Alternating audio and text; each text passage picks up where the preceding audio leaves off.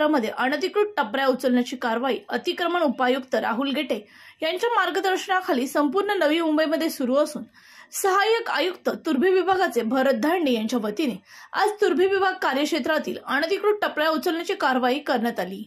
यावेळी सर्व अनधिकृत टपऱ्यांवरती कारवाई करण्यात आली। तुर्भे विभागातील हेमचंद्र पाटील, अधीक्षक संदीप घरत, संदीप आवटी, अनिल भोईर, वरिष्ठ लिपिक तसेच कुंदन कुराडकर, योगेश पाटील, सिद्धेश पुजारी लिपिक हे सर्व कर्मचारी यावेळी उपस्थित होते।